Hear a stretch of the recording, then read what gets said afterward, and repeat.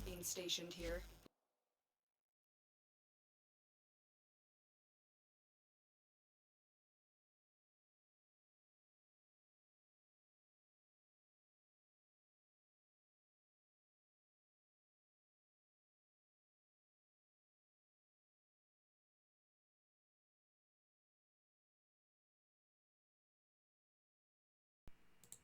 Oh, wait. Okay, wait, that worked.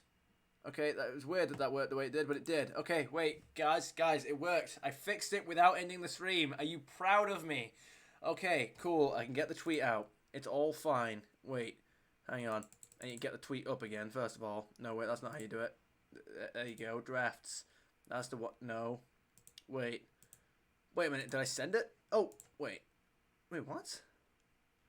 Did I send the tweet? It's not in my drafts. Do I have to make this again? Did it not send? What do you mean? What? Okay, you're refreshing now. What? What do you mean? God damn it. Okay, alright. Well, I need to make the tweet again. Alright, okay, now. Alrighty then. It's time to give this new camera angle a good and honest college try. And what better game to try it with than good old Warframe? Grab some tea and sit down. Twitch.tv/StudioBoy. There we go. Post, because that's this time we can actually do it. Alright, now guess what, guys? This time we are actually ready. Hello there, Senior Boy here, and welcome back to Warframe. Now, it's a bit weird seeing the camera this far away, but I'm gonna try. Anyway, you know, it's like the camera's not there attached to my laptop anymore. Now it's attached to the top of my TV, so now you can see a little bit more. Oswald's in frame. I can now sit down. First of all, I can put my brew here, or I can put it here. It's not getting in the way of anything. It's not getting in the way of anything. So like you know, but now I can sit up straight and my head isn't going over the camera. So now I don't have to artificially lower my posture or make it so that Oswald is not in frame. So now I have that going for me. That's all well and good. And now also it should be easier for me to both watch the game and also look up and speak to the camera. Deployment complete. Restart to receive. Oh god, there's a hot fix. It is time for those against us to Okay, right, quick. We're on a race against time to okay, this has been happening, like, while I've been here. I've been in this lobby, I've been in this mission, by the way, for how long? Yeah, you know, I've only just gotten back, I suppose, but this is a thing that's happened. I guess we are on a race against time to complete this. I feel like this is one of those RPGs. I feel like this is one of those, well, I feel like this is one of those, like you're on a time constraint. This is one of those time constraint missions where you have ages to do it, but then like all of a sudden your character gets knocked unconscious, and then when he wakes up he has like 3 minutes to get out before everything blows up, and you're like, wait, but I was supposed to have 3 hours, and you're like, well, you slept for 3 hours, douchebag, so that's not our fault, and you're like, kind of is, because the circumstances of which knocked me out were really contrived, and it shouldn't have happened, and my character is strong enough to resist that. But if you say so. Right. I need to get out of here. I need to finish this mission and get everything that I need before they automatically kick me out of the mission and force the update. Alright, so we've got to do this. Also, I don't know if this is just some kind of like a time zone thing that's been changed, or if they've actually just made it so that I keep looking over here now as if I'm trying to direct my attention to the camera. No, it's up here now. Alright, there we go. That'll take some getting used to, but I will absolutely get used to it. You know, I don't know if it's just like a time zone thing that they changed. Is that tooltip not going to disappear? I really hope that it does at some point. At this point, we are going to... oh yeah, no. So I think the time of... No, wait. I'm losing my grasp of reality. Clear. No detection from enemy sensors. Oh, wait. I feel like my camera's cut out for a second there. Alright. So... What was I saying? Yeah, I don't know if this is just some, like, time difference thing that I didn't know about, but they brought back the hour at which syndicate missions reset to 4 instead of 5. So that's now a thing. Okay, sure. Well, anyway, we're just gonna finish off the last couple of these. We've only got 2 syndicate missions to do, so we're just gonna finish these off and, you know, get these the last tokens and what are they called in the Red Rail again? I forget. You've got seeds, you've got witnesses for New Loca and Heron Sequence respectively. And what are these ones called? Like quills or something? I think that's no, I think they are quills. Actually, I think that's exactly right. Which I'm sure we will find out in a moment. Yep. Hotfix deploying. Please stay in your mission. Don't mind if I do. Alright. There you go. Just keep going. Just make as much progress as possible. But see, this time, whenever I make a fat joke, and I just go, you can actually see that now. So there we go. It's not just some weird like clap sound that you can hear below the camera. And I'm not going to explain that joke. You'll learn when you're older. Besides all of that, there are a number of enemies we have to vanquish, and I will vanquish more than that required number because it is Warframe, and that is kind of what you do. Give. No, it's a mark. Okay, not a quill. Oh well. I don't really. It looks like a quill. I don't really know why it's called a mark, but you know, what are they marking? Yeah, they never really explain what these things are. Like as in what these items are that you retrieve on behalf of syndicates and stuff like that, you know? That's what I feel like they should redo the whole syndicate system so that each mission acts like each syndicate mission or each faction has Stay focused. has a few syndicate unique missions. As in like missions that are unique to each syndicate that they cycle between in each every day, but like there's only one available mission per day for each syndicate. And these missions will be great for world building. Like you can have unique dialogue, unique objectives, maybe unique environments if you wanted to, and yeah, you know, it could be really good for world building and stuff like that. You know. In a game that's live service, I really don't see any excuse to say that it shouldn't happen or that it can't ever happen. Because I think when you do that, when you start making excuses before the developers have even decided against it, the developers are just like, well, if enough people already decide that, if people that aren't us decide that it would be too much effort to even ask for it, then why would we ever bother? You know, like I feel like we should let the devs, you know. We should ask for things and then let the devs decide whether or not that's something they can do. But in terms of, you know, I'm never going to say that we shouldn't have more stuff that fleshes out factions in the world. I'm never gonna agree that like, oh, we've already got enough, or like we've already.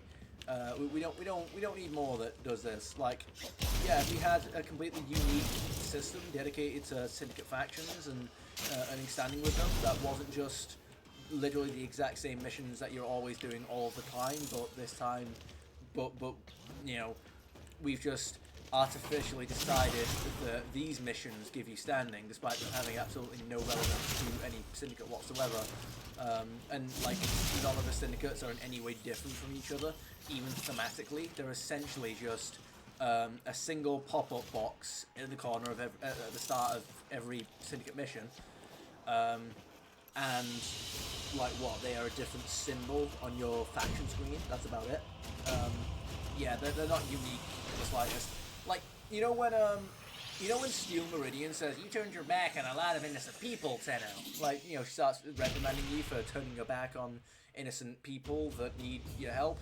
I feel like that would go down a lot better if I actually had any reason to believe that this faction was literally any different than every other faction, because there is no reference anywhere in the game to any of these factions having literally any impact on anything ever, with the exception of a single quest for some of the syndicates, like New Loca being idiots in the Silver Grove. I think the Glassed Gambit, which we haven't played in the series yet, the Glassed Gambit with the parent sequence is probably like the best one. in that, not that the quest itself is good, but that it shows that the faction and that these guys, the parent sequence, are trying to have a positive impact. But even then, that's literally just one guy, and that's Ergo Glast, the leader. You do have the one instance with the... Oh, wait, hang on, what's this? Wait. You do have the one instance with the Ambulers on Pluto, I believe it's the planet, where Ergo Glast, you know, is like he's trying to help the Tenno beat this villain. You know, he's the one who's got, like, the intel on what to do and all that. Right, let me just back out of here, and we'll reload and get a hot fix. And then we've got... But, like, besides that, you know, you've got nothing. Unless there are a couple of quests that came out past the sacrifice, or past the new wartime that I didn't know about, which is fine, I guess, but I would still say that's, like, too little too late, you know? We definitely need more faction stuff. We need them to feel like factions and not just not just a cycling rotation of a couple pieces of dialogue, because they don't feel like factions. Like, you only ever see the one person that represents the faction. You never see or hear anything about the faction doing anything as a faction. Right, so there you go. Let's jump in. Let's go. Like, I don't know why. Like for example, in terms of their alliances and stuff like that, like, even their principles and motives aren't sufficiently developed in order to explain why some of them are allied with each other over, and why they hate some others. Like, for example, Steel Meridian, led by a battle-hardened Grineer deserter, the Steel Meridian fight a guerrilla war against a vast enemy. They are sworn protectors of what little remains of the colonies. That little paragraph is the only explanation that we will ever get of what this faction is. But then they are allied with the Red Veil. The Veil see corruption all around them. They are honor-bound to heal the system through a great and violent purge.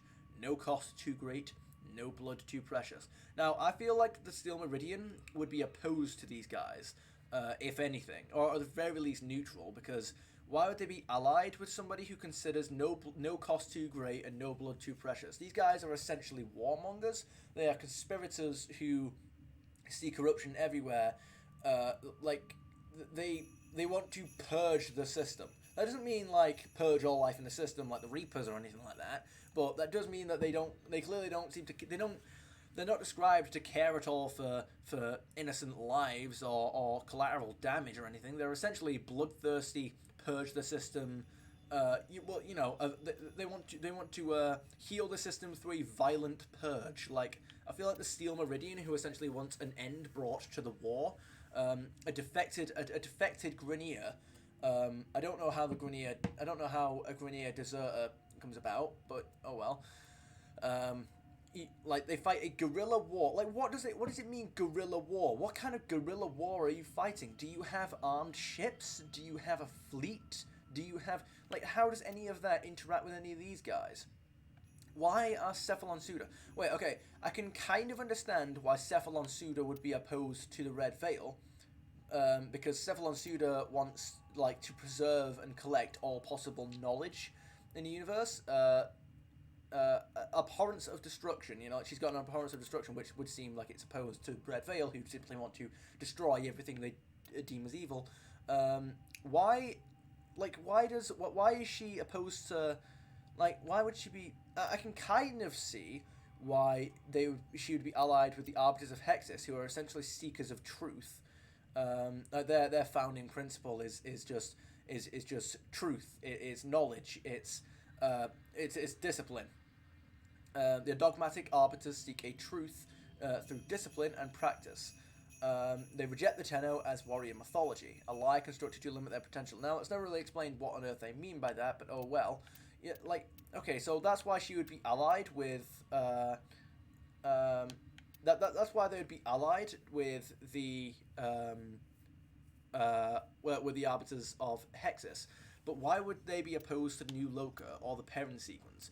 Why would they be why would they be opposed to either of these two?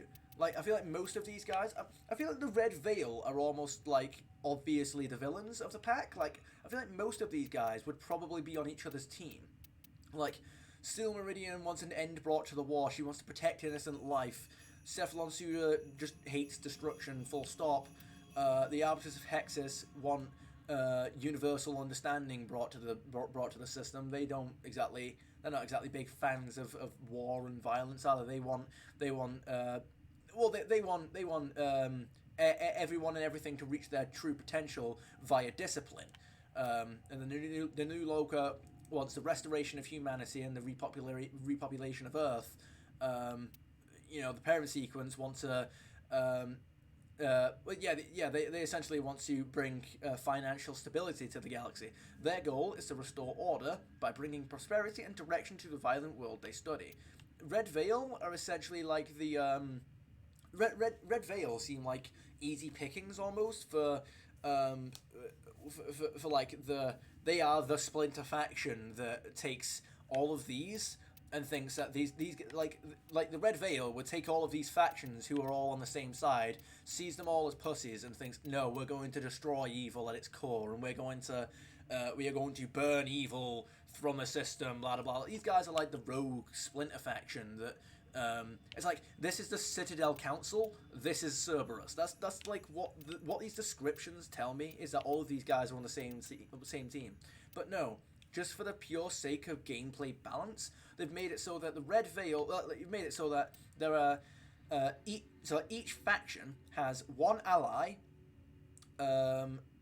one person they are neutral with, one person they are opposed with, and no, wait, is it two people that they're opposed? No, it's two people that they're neutral with. Yeah. So each faction has two people they are neutral with, one ally, one person they are like they don't really agree with, they're like partially opposed to, and then one person that they consider their mortal enemy. And you're like, yeah, but why? Like, why do you hate them? What about them do you hate? Like, you do realize that their goal is like a natural progression of your goal, right? Like, they're pretty much the same thing. You would obviously want their goal to be completed if you wanted your goal to be completed. If your goal was out of principle and not like singular benefit, like if you didn't want to profit from something yourself, you would want everyone's goals to be completed. But then obviously the Red Veil are like no, we will violently destroy all evil that we find. But then obviously their principles and how they identify evil is skewed, because they've taken it so far out of hand. I didn't really explain that last bit well, but you get the idea, right? Like, it's not really explained why any of these factions like would disagree with each other or would be enemies. And I raised this concern like years ago, and the only thing that somebody could come up with, and it's a stupid excuse because it's not at all explained in the game, because like I said before, every faction is exactly the same. They do exactly the same missions in exactly the same way. It's literally just, they told you to do it is the difference. Against us to pay. Like, that's the thing, is that you have the Red Veil doing sinister lines like that, but then everybody else, I don't know about the other three factions because I've never allied myself with them, or at the very least, well, I used to be allied with the Steel Meridian back in like the very early late new days, but I don't remember if I ever did any missions with them, and I certainly don't remember. I don't remember if I did. I was allied with them for long, because the new Loka kept attacking me, and they send toxic ancients after you, and those guys are powerful. Well, I mean, like, they are the hardest of all the Syndicate enemies to fight. It's like, everything else is just incredibly easy to kill. So yeah, that's that thing. So we've got, what's the thing I'm doing? Like, yeah, all the factions are exactly the same. So, they basically said, sorry, the excuse that they gave was that, well, the different factions aren't on the same side because they all have different methods of achieving their goals. They all have different, I guess you could say, like, principles on what they consider a justifiable way to achieve their goal. And you're like, yeah, but the only one who fits that description is Red Veil. Everybody else basically has more or less the same goal, and they don't have any kind of explained animosity to them. There's no inherent reason why any of them would have methods that each disagree with, or even like priorities. Like, I guess I can kind of understand why they aren't all like best buds, why they don't work close with each other. If for some reason, console. you know, if they think Trigger that the alarms now, and they will all of start their destroying the goals data. are irrelevant compared to their own, but that wouldn't explain why they that wouldn't explain why they like want to kill each other. You know, why they hate each other. That just doesn't make any sense. But it's Warframe. Why would it? Right. Let's go. Okay. All right. So they found me. Alarms have been triggered. You need to retrieve that data before the data destruction is complete. Got him. I was trying to find a way to get past that gate, but I've never found out how to do that. Verified. And then one of those guys Retrieval spotted was me. successful. Alright, first of all, is there any... Aha, wait, no, wait, hang on, wait. I knew that something was back here. No, wait. Wait, what? No. What are you doing? No, what are you doing? Get me up there. Right. Something is here. I know there is. Where is it? Go. Damn it. Okay, maybe it's outside. Got him. Alright. Just destroy all of your enemies. Okay, I keep looking at this way. Right. I guess that's the tricky part now, is that now when I'm streaming I have to like look here for chat and then keep looking up here, but oh well. I'm sure I'll live. Go.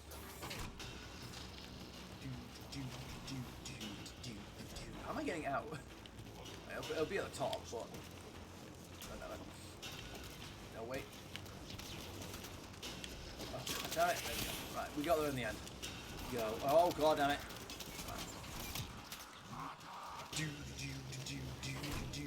I got an affinity booster earlier today, and despite the fact that I haven't, I've somehow not finished my, Marines wait a inbound. second.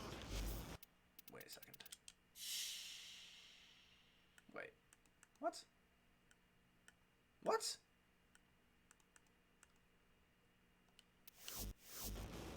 Okay, that's because I don't see you. Excuse me. And I was trying to find the menu that shows you how much focus you've got. I was gonna say, have I hit my daily cap and not realised? I was gonna say, even though I haven't hit my daily cap yet, I got an affinity booster earlier, and like in one mission I got like 235,000 affinity off of like what 9 rounds of sanctuary. Well, in one mission, and I was happy with that.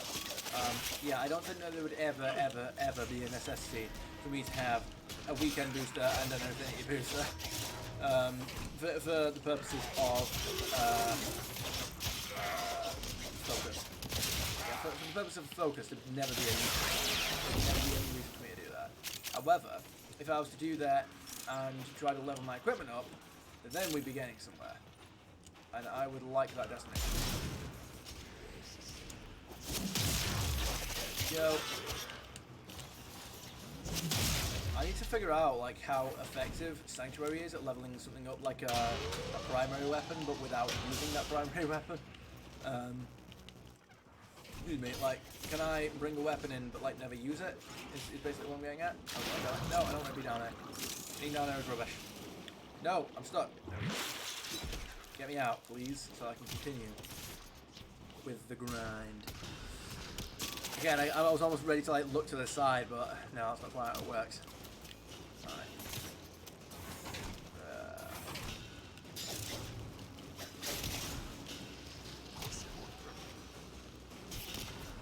Let's have a look.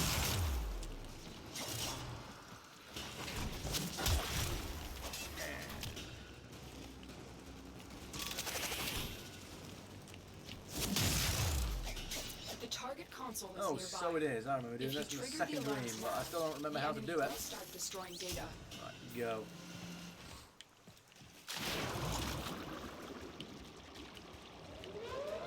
Just go. Go. I suppose we're okay. Yeah, sure. Wait, where am I going though? Serious question. Oh, we're going this way. Alright. Go. What if I went this way? Go. Yeah, but we have got to be careful though, because that is a field. Damn it. Wait, but we can't go that way because of the field. Let me out. Whoa. Yes, that's how I do that. Lovely. Okay, cool. I did it! I did it! First try! Look at me go! Alright. I was looking at the chat that time, not the camera. Excellent work. A clean extraction with no alarms. Sure, why not? Of course we did, but we are 10-0. No, I don't want to go this way. This way's boring. Not that. I want to go through the door that's right here. Thank God for these things. Go away. Thank you. It's not your facility anymore. It's not your village anymore. Stay focused. There's a heavy unit approaching. What did you just call me? We're the tenant. There we go.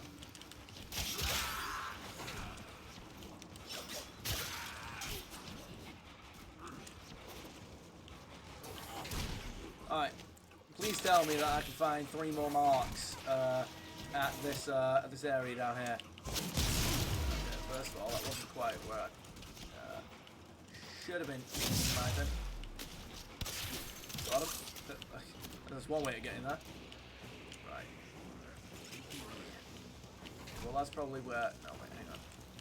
God, I can never... I always mess these areas up. Here we go. Every time. Alright. Continue. Got another right-hand star. Of course we do. I've got so many of these things. Guys, I had to socket all of my item sculptures in order to avoid hitting the 1,000 item cap. Like, I don't know. I don't know if they cap out at 1,000, but I'm hoping they don't.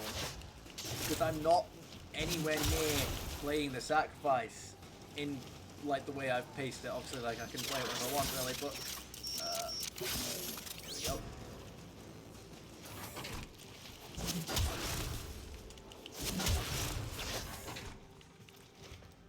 The target console is nearby. If you trigger the alarms now, Well, it's been a while the since I've enemy been in will this start area. destroying I data. do forget how to do it though. It's gonna be annoying, but well, I'm sure we'll figure it out. Where am I going? Right. There's something down here, is there not? Nope. Yeah. I forget how to do this one, and I shall discover it. It's not there. Okay.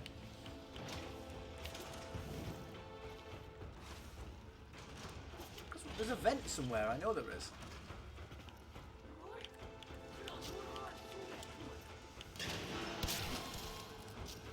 What? Is it a one-way window or something? Wait, why would you need to see? Why would I need to see in the window from there, but they don't need to see out? All right. Where is the? How do I get in there? I'm actually. Oh wait. Aha! There we go. Wait. There's got to be something in here. There we go. There we go. Okay, I did not see those things, but okay. Data destruction is imminent. You need to hurry. Yeah, alright. Well, I did not see those things there, but sure. Stay focused. There's a heavy unit approaching. Wait, what the hell? Wait, what happened then? You got it. The data is still intact. Of course it is. We have everything we came for. Get to extraction. Boom. You got that's everything then.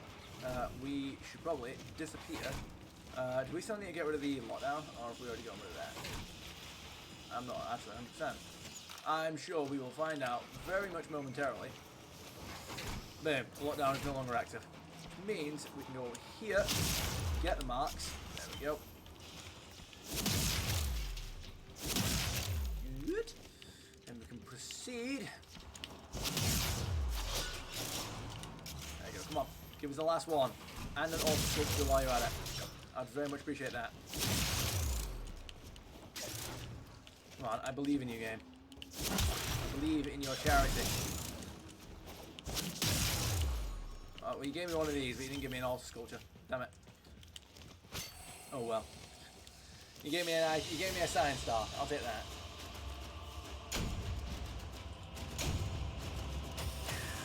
Wait, no, we've been going for 30 minutes already.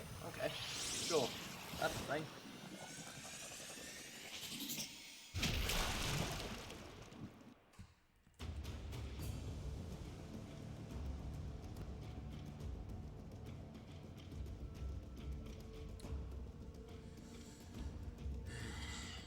Darth Canedius has a message for you all.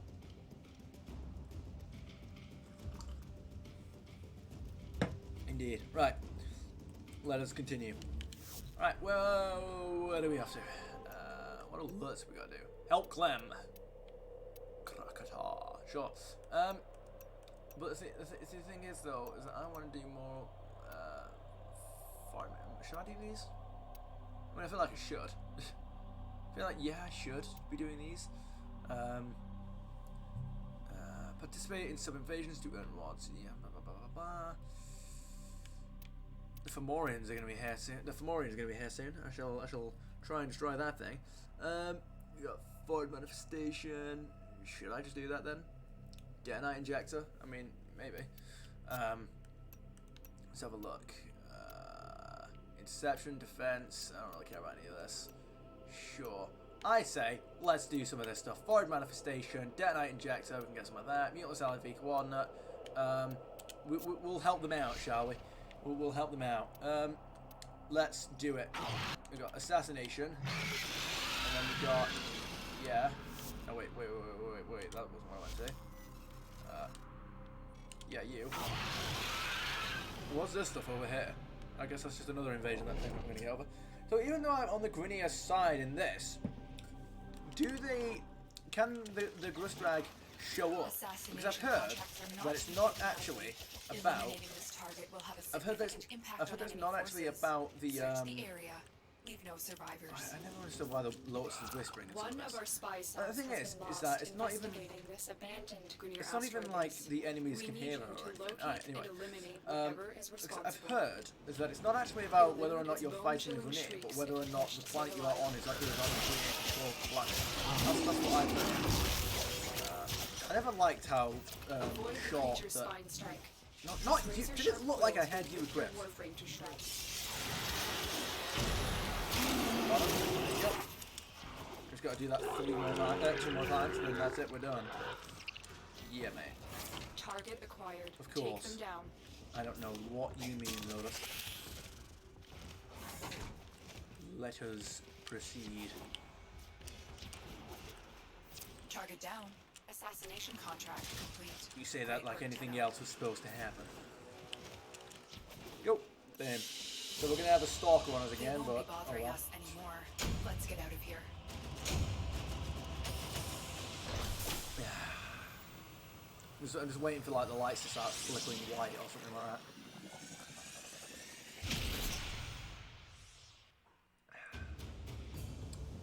that. I mean, like I'll never get over that. Like I just passively, I'll never get over the time that happened. Like I just mentioned. Messages in your inbox, operator. Yeah, there we go. We got the stalker. I'll never get over that, man. Like the time where well, like that was the time where the Grineer, like the Grustrag spawned, and the only time that they spawned on this account to date. Like I just mentioned them, and all of a sudden they just spawned in. Like, oh my goodness. This place is crawling with infested. Unfortunately, something far more ominous awaits. That's all right. Make your way deeper into the base. Avoid the creature's spine strike. These razor-sharp quills will rip your Warframe to shreds. No, they will not. Bro, the frailties of flesh, let us in. You literally are flesh. It's the reason why my weapons are so effective against you, you absolute bigger than atom. I don't know, I couldn't think of anything. Elude its bone-chilling shrieks if you wish to stay alive. I will make no such evasion from this creature, Lotus. In fact, I shall disavow it. I shall disembowel it. Disavow. I need practice at this kind of stuff, guys, alright? Leave me alone. I feel like the only reason this mission takes as long as it is because they've just artificially placed extractions so far away from the mission. And like they had to in order to pad the mission runtime out because the boss is literally just so easy to fight that you can just do it that quickly. Yay. My Warframe is strong.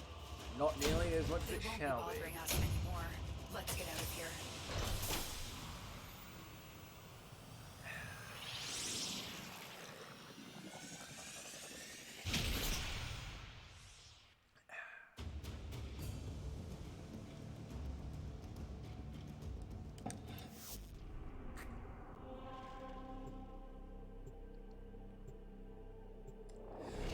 Almost.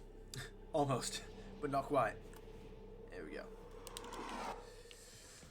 Let's proceed. Assassination contracts are not to be taken lightly. Well, I will take Eliminating them this with a target blade will of have a pure significant lightly. How impact about on enemy that? forces. Search the area. Leave no survivors.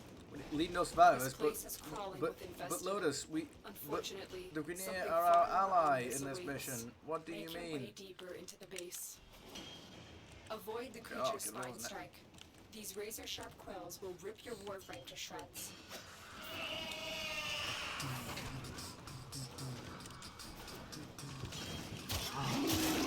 We are the vessel. Yeah, like look how fast that plays, you know. We are the vessel through which immortality is achieved. I'm not a huge fan of the fact that you can actually understand them. Like, they growl like that, but you understand them. That implies that all of the enemies that you've been fighting in the game Target is an aberration of twisted flesh. is... Plug the thing out of its misery.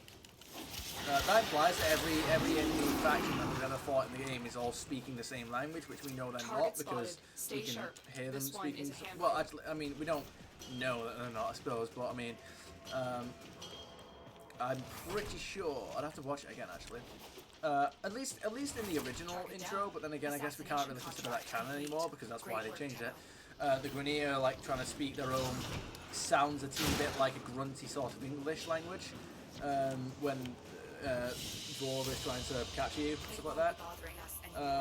Let's get out of here. But anyway, I like how every mission I've taken 10 seconds longer. I did the first one at 110, the second one at 120, and now I'm at 130. Lovely. But I don't like that we can. I don't like that we can translate what the forward is saying. I would actually much prefer it. I'd actually much prefer it if we just couldn't understand it. You know, like the Pretherin from Stellaris. In order to understand what they're saying, you have to actually get a. You have to actually use like a psychic. You actually have to use like a psychic species in order to like get in its mind and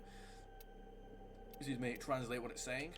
Because otherwise, you don't know. Like it just comes out as like sounds. You know, like you can kind of understand that it's laughing just because of the sound that it's making. But the Pretherin from Stellaris, you can't actually understand them. Because they're speaking an alien language, and it's very guttural and creature-like. You know, because they're like a big organic space-faring bug creature thing. All right, who doesn't love a good who doesn't love a good exterminate mission? I know I do. Wahahaha. I'm sure at some point here I'm going to become if I haven't already hit it. I haven't seen a focus line show up, so I'd assume I'm at the max by this point, which is very nice. I'm a fan of. I graciously accept being at maximum. In fact, actually, I feel like I'm at the point now where I probably don't need to actually get any more standing for Naramon. I'm pretty sure I'm at the max. I'm pretty sure I'm at the maximum standing for Naramon, which is great. I'm happy about that. There's not really any point in me. So like, there's no point in me getting an Eidolon Naramon lens, you know. Ever. Okay, cool. We got the U on the way. They were brought out by the death of infested. Yeah. Lay low, and it should go away. Absolutely. Or amp up the fight to draw it out. Have you ever known me to stop the flights, Lotus? Absolutely not. Never in a million years. I didn't defeat the Reapers by slowing the bloodshed. Alright. That sounded more renegade than anything. Oh well. That did it. Here comes the juggernaut. Oh, I'm sure. Right.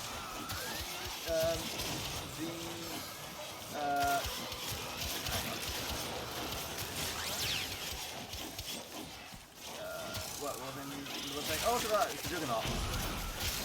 Let's go. Sends me flying into the air and I just crash straight back down. Right. Like I will like genuinely help the Grenier. There you go. I will actually go out my way and like protect the Grenier.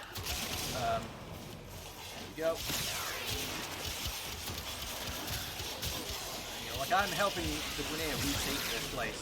I'm not messing around. I'm not taking this allegiance casually. They've hired me to retake this ship, and I will do it.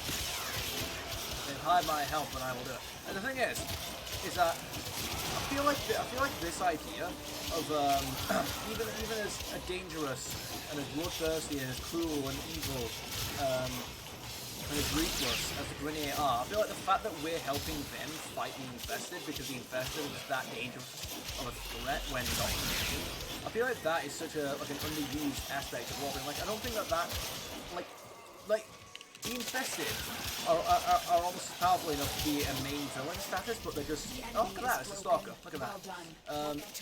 Like these guys are easily main villain status, but they're just not like they're just treated as this play the mission whenever you feel like it thing. Against Forward, yeah, and stuff like this, you know, I feel like the Stalker needs to be characterized better than to avenge the Forward. Like, why? Why would he ever avenge an infested enemy, you know? I genuinely feel like the Stalker just shouldn't...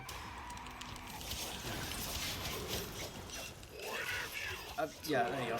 I feel like the Stalker just genuinely shouldn't have... I might after that.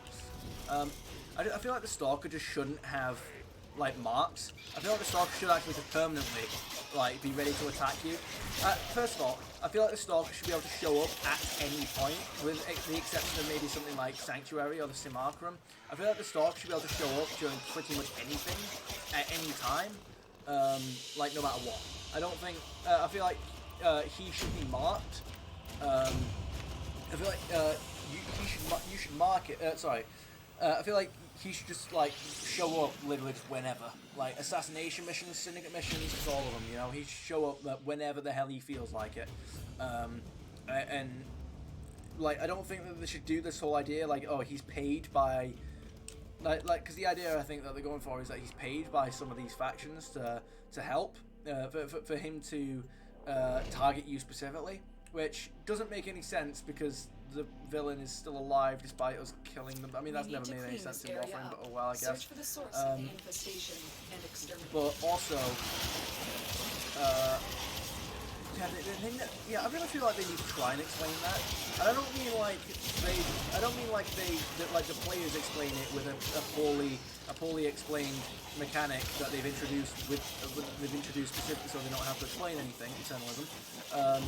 But I feel like they actually need to like try and make some effort to explain why you can kill a villain, but that villain, like, so did I canonically kill the villain, or did I canonically never kill the villain? Like, none of the characters acknowledge that as a thing that actually happens. Like, it's all, like, all the characters in the game treat it as if you never killed them. And it's always very awkward because why did you make it so that I killed them, you know? Yeah, it's always been very awkward there. But the Stalker, I forgot what it was I was even saying. Like the Stalker tries to track you, like he's paid to track you down specifically. He's a paid assassin because, because you killed such a person and they paid you to track you down and kill you. Which again doesn't make any sense, but well. Oh, that's a good. Oh, okay. Yeah, sure, whatever. Then you have the fact that. But yeah, like, the thing is that he's established to essentially hate you. Like he hates you because you're a Tenno, and because of what the Tenno did to the Origin. Like he was essentially a guard of the. Okay, well I'm about to die. There we go. Alright, that's okay because the Juggernaut's right there and he's not going anywhere. Well, severed bios actually. The Stalker hates you because you're a Tenno and he was an Orokin. I don't know what kind of Orokin he was. He wasn't a Dax as far as I'm aware, but I'm gonna turn it down there, it's a bit loud. He wasn't a Dax as far as I'm aware. But then you've got so he essentially wants to avenge the Orokin by killing the Tenno. He doesn't exactly consider the Tenno as having honor. But on top of that, like, why does he want to kill us on behalf of monsters like the Horrid and the Phantus, you know? Like Mutalist Alad D, you're like, yeah, but why does he want to do that? That doesn't make any sense, you know. It's like kind of it kind of saps all the interesting mystique out of the character because Broken their ranks and they are on the run. Another I successful will kill you. There we go. Find extraction. It saps all the interesting mystique out of his character because it essentially just limits him to he literally just he doesn't have any morals whatsoever. He will literally like because it just reveals him to be a very simple game mechanic. It destroys the immersion around him being a character and just limits him to being a game mechanic, which quickly loses its appeal when you realize, well, just how much of a game mechanic he is. Like, he will try to kill you on behalf of the Forage and the Lephantis, and you're like, right, you mean these creatures which are literally trying to overrun the universe? You know, like the Warframe's barely considered barely concealed flood ripoff. It's like someone from Halo being paid to let the flood overrun the universe, and you're like, why would you be paid to do that? Okay. Like, you know, in Halo they always explain it that the flood can literally the flood is capable of corrupting even like AI programs, even computer systems. It's capable of doing a form of like biological hack. Like the flood is able to corrupt, you know, sentinels and stuff like that. It machine-like beings are not immune to the flood, which you know, it kind of makes the flood seem a lot more powerful. Because you can't, you know, you can't use technology and machinery to get around them. You know, they will corrupt and overrun and feast on the entire universe. Especially with how quickly they progress. Like, you know, it's always like every flood invasion that there's been in the Halo universe. It's always been like, oh, it starts off like a flood spore. You know, it always starts off like, oh, a crashed meteor on some faraway planet. Like, wasn't it?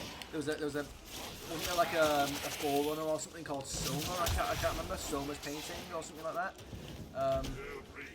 And like he was painting. He or she was like painting on a planet. And like they saw. And this was the first time that the Forerunners encountered the flood full stop. So this was like very early on in the lore, in the universe, in the written history, I guess you could say. This was the first encounter that even the Forerunners had with the flood. It's like, yeah, you saw like a crashed ship or a meteor on the oh wait, no wait, hang on. No, it wasn't. No wait, that wasn't the Forerunners' first encounter with the flood. That was their second encounter with the flood, wasn't it? That was their encounter with the flood after that was an encounter with the flood after they reset humanity and did all that kind of stuff, and they built the Halo rings and all that. Well, no, they built the Halo rings after the second encounter, but at least as far as I understand. But basically the point I was getting at was that you know, somebody basically found a meteorite that just all of a sudden crashed on a planet where one person saw it, and then eventually this galactic spanning, technologically magnificent species that like they possess technology that damn near borders on magic. Yeah, they get overrun and destroyed by the flood because of this one meteor that crashed on this one faraway idyllic planet that like one painter saw. And it's like you have the Shipmaster's line from Halo 3. Just one single flood spore can destroy a species because yes, all it takes is one little tiny, insignificantly small, impossible, like you know, invisible to the naked eye spore to infect just a single life form, even something as small as like an ant. You know, like one single flood spore can destroy an entire species because of how fast they can reproduce and how easily they can spread and all that. And so, yeah, you have all that. And so that's essentially what the infested are. Like, the infested spread very quickly. You know, like you see it all the time. Like when you go to an infested area, you're done.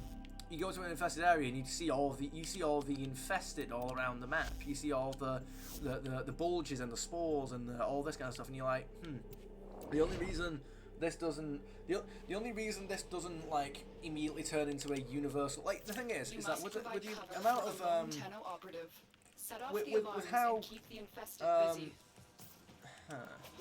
hang on, the infested were made by the Orokin before Warframes were even a thing. So Steady stream how of did toxic spores how is did being they released into the protect area. against the Hold on. Emergency life support Wait, is oh, we inbound. only do this 5 minutes, lovely. How did they defend against the infested the first time? Like, they wouldn't have had the technological ability to purge all the, they wouldn't have had the, if the infested are as powerful as they are now, we wouldn't have had the ability to push them all back and stop them from, spreading throughout the entire universe and all that. Like now they would have overrun everyone. And it's, even then, it's how, you know how in the Halo games, it's essentially established that you can't just, you can't burn the infested out through arms, like militarily. You can't just, send in an ODST or a Spartan, clear the infestation out, and you're good to go. It's like, nah, mate, these things are on a spore level. They are in the atmosphere. Once they are on a planet, mate, that planet's theirs. The only thing you can do is purge all life on the planet, and just burn that's the only thing you can do. Is you just have to burn and blast the entire planet. You have to destroy everything on that planet. You can't evacuate everyone and risk it getting out. No, I mean, that planet is gone. It's getting burned. It's getting destroyed. Literally kill it with fire. That's how dangerous and how easily that's how dangerous the Flood are and how quickly the flood spread. Like, they're so dangerous that the Forerunners were all but wiped out, and they had to activate the Halo rings that they built in case. Once they essentially decided, right, there's literally no way we can beat the Flood with them as powerful as they are. So, excuse me. There's no way we can defeat the Flood with as powerful as they are, and as how quickly and easily they reproduce and spread across the galaxy. There's just no way.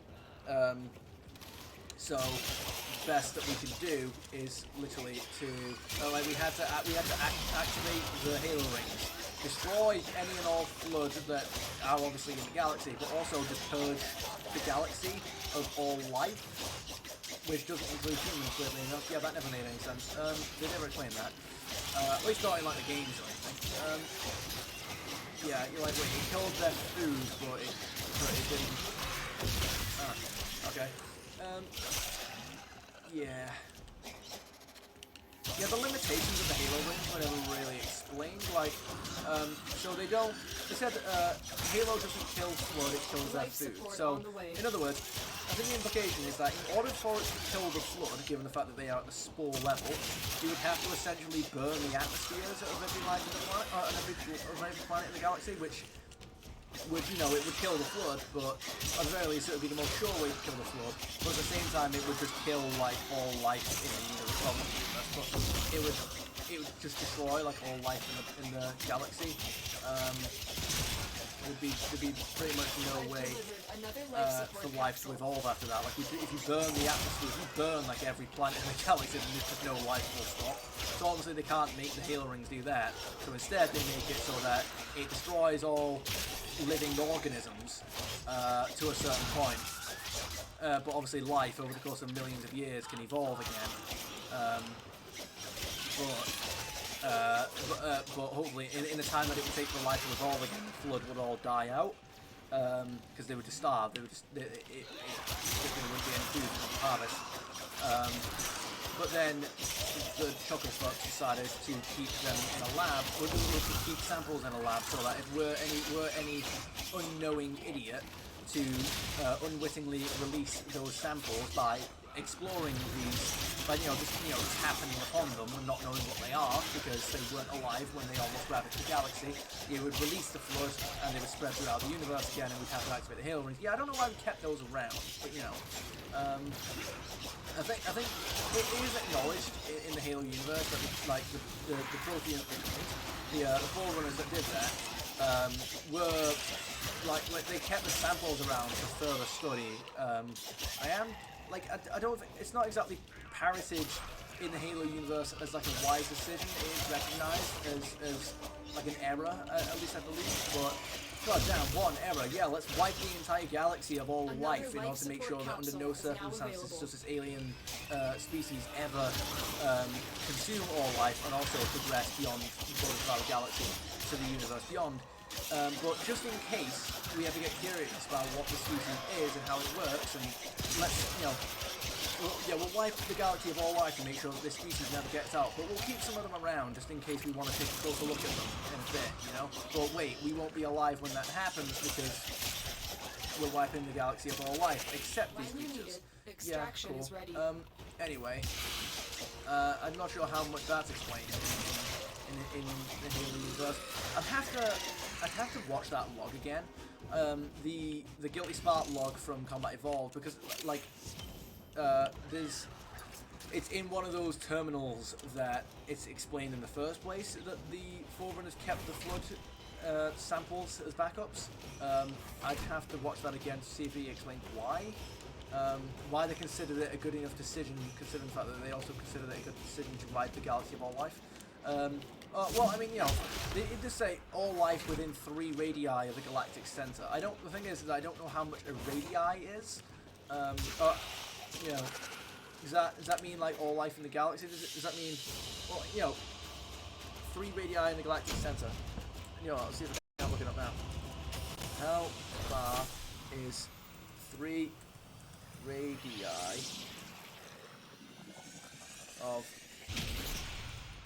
the galactic center? Okay, I know I'm absolutely going to get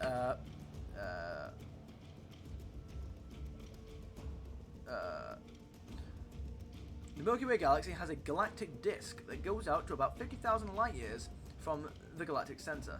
So Earth is... Oh, wait a minute. Here we go.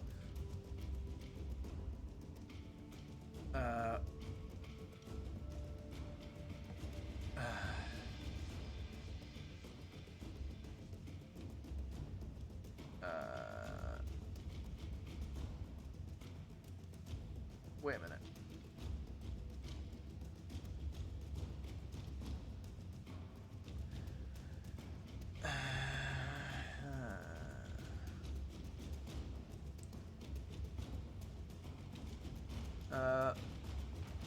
Zero falls has an effective range of 25,000. 3 radii of the galactic center was killed off. Yeah.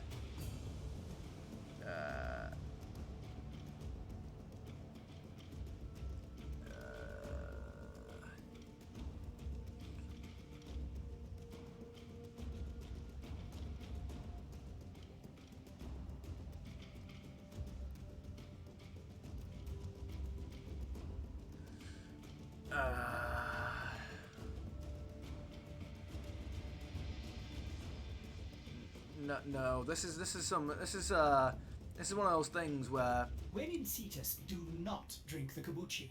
You are incapable of producing the hydraulic effort required to unstick your tongue from the roof of your mouth the following morning.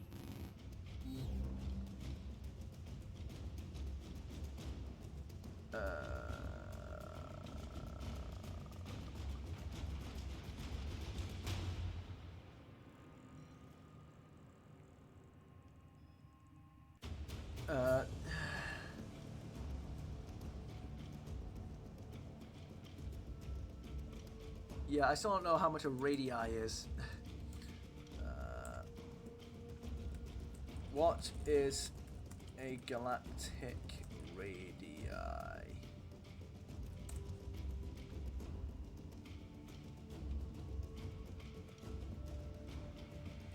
Are all galaxies? What is radii of galaxies?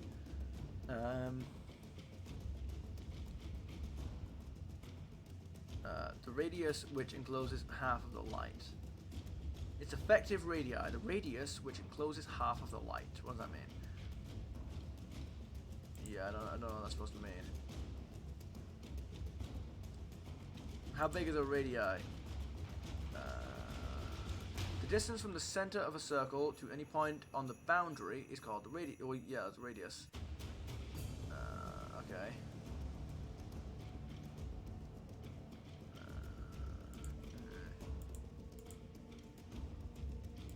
Okie doke.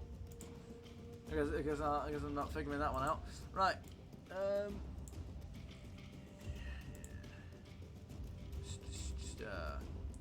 The Resident Evil 4 Separate Ways DLC. Lovely. Yeah, hopefully it's better than the one from the original. I mean, that's not exactly a high bar, I won't lie.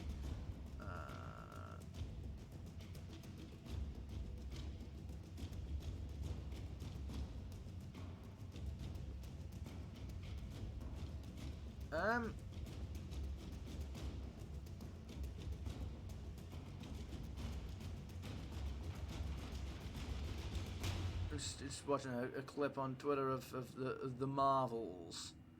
I can't help but feel like they're trying to rip off into the Spider-Verse, but we'll have to see.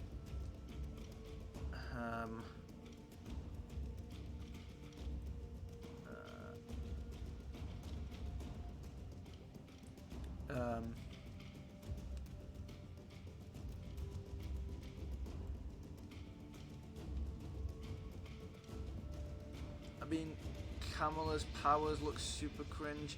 I mean, yeah, that's just like the flaw as like just her conception as a character. It's just the whole forms and energy of a super fist thing. Just always, it's just never going to look good, unfortunately.